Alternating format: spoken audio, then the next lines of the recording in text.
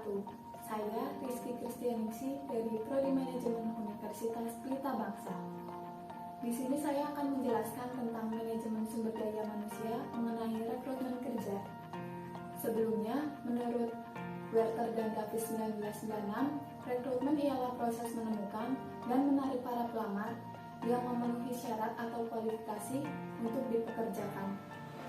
Proses rekrutmen itu sendiri dimulai dari pencarian para pelamar dan diakhiri dengan masuknya surat lamaran dari para pelamar.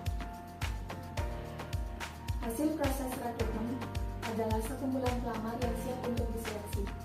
Adapun tahapan dalam penyeleksian calon karyawan seperti tes fisik, tes kesehatan, psikotes, interview atau wawancara, dan lain sebagainya.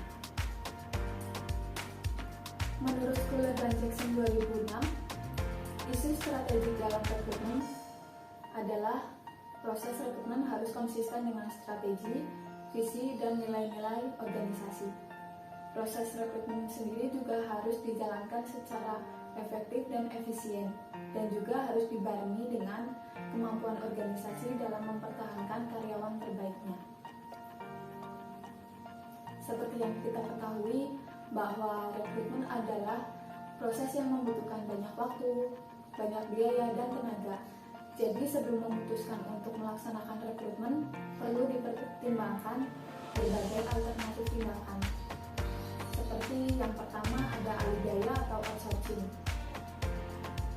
Alih daya atau outsourcing ini menggunakan jasa eksternal untuk menjalankan pekerjaan yang sebelumnya dikerjakan secara internal. Yang kedua ada karyawan tidak tetap. Contohnya seperti karyawan paruh waktu, karyawan sementara, atau kontraktor independen. Yang ketiga ada organisasi pemberi kerja profesional. Cara ini dilakukan perusahaan untuk menyewakan karyawan kepada perusahaan-perusahaan lainnya. Yang keempat ada kerja lembur atau overtime. Cara ini alternatif untuk mengatasi fluktuasi jangka pendek dalam beban kerja. Perusahaan bisa menghindari biaya-biaya rekrutmen, seleksi, dan pelatihan, sedangkan para karyawan akan memperoleh peningkatan pendapatan selama periode kerja lembur atau overtime. Sumber-sumber rekrutmen itu sendiri adalah tempat di mana para kandidat yang memenuhi syarat seperti di perguruan-perguruan tinggi dan perusahaan-perusahaan pesaing.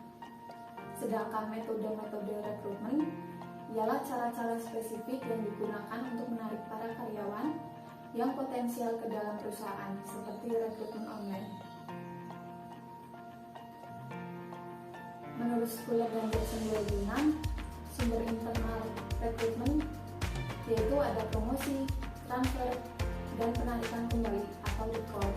Sedangkan untuk metode internalnya itu ada pengumuman lowongan jabatan atau job posting, persediaan bakat, promosi, transfer, aktivitas pengembangan, dan para karyawan yang meningkatkan perusahaan.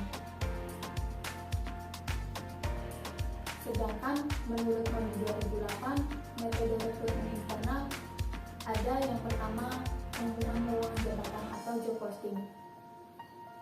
Ini untuk memberikan informasi kepada para pelamar atau para calon karyawan untuk mengirim surat lamaran karena adanya lowongan-lowongan jabatan tersebut.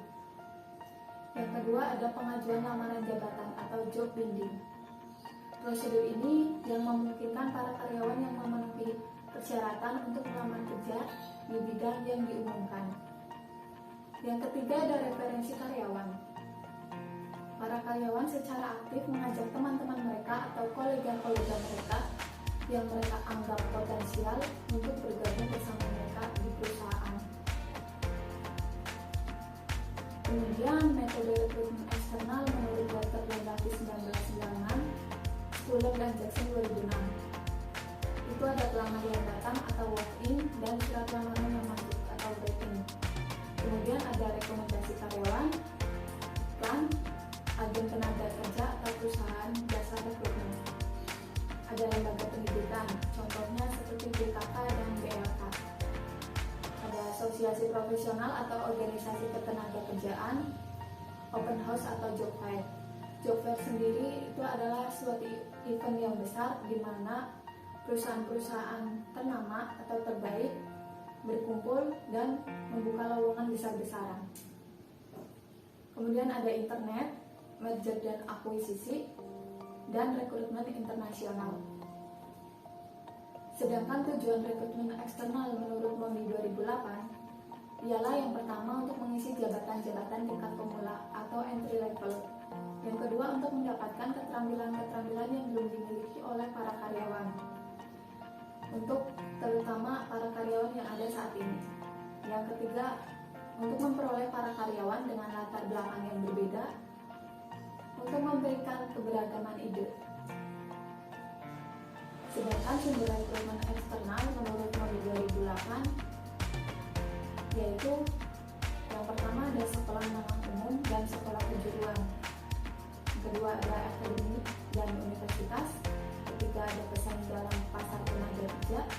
Keempat ada mantan karyawan. Kelima ada pengangguran. Dan keenam ada wirausahawan. Untuk metode rekrutmen online itu sendiri terbagi menjadi beberapa. Yang pertama ada rekrut internet atau internet recruiter. Orang yang pekerjaan utamanya menjalankan proses rekrutmen melalui internet. Biasa juga kita sebut sebagai rekrut maya atau cyber recruiter. Yang kedua ada bursa kerja virtual atau virtual job fair. Metode perekrutan online yang dilakukan oleh suatu pemberi kerja atau sekelompok pemberi kerja untuk menarik sejumlah besar pelamar. Yang ketiga ada situs web karir perusahaan atau corporate career website, yaitu situs kerja yang dapat diakses dari homepage perusahaan yang menampilkan daftar posisi-posisi yang tersedia di perusahaan tersebut dan memfasilitasi para pelamar untuk melamar kerja pada jabatan-jabatan tertentu. Yang keempat ada weblog atau disingkat blog.